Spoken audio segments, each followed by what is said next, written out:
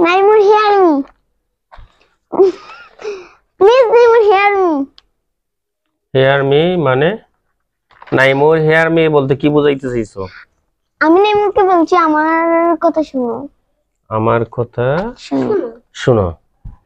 তো আমার কথা শুনো, তাহলে নাইমুরকে তুমি যে বলছো যে নাইমুর হেয়ার মি, আমার কথা শুনো, হ্যাঁ, তাহলে এইভাবে যদি আমরা কাউকে বলি, কারো দৃষ্টি আকর্ষণ করি এবং বলি যে হিয়ার মি, হবে না।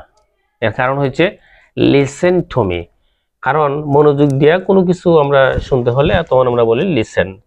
যখন আমি ক্লাসে থাকি স্টুডেন্টদেরকে আমি এইভাবে বলবো listen to me, listen to me, মানে আমার কথা শুনো মনোযোগ সহকারে।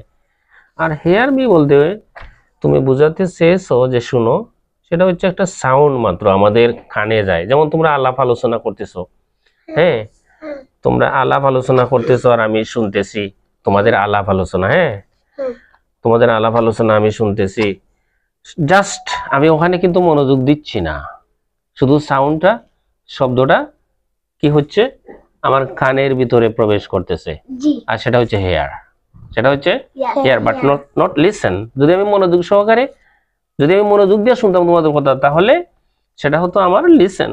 আরে শুধু শব্দটা আমার কানে যাচ্ছে, আমি বোঝার চেষ্টা করতেছি না। তোমরা আলাপ আলোচনা করতেছো, কিছুক্ষণ পর যদি আমাকে বলো যে আমরা কি বলছি বলো তো দেখি, তখন আমি কিছুই বলতে পারবো না, কারণ আমি শুধু হিয়ারিং করছিলাম।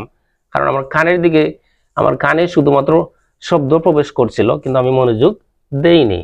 আর মনোযোগ দিয়ে কোনো কিছু শোনা হচ্ছে লিসেন, ঠিক আছে।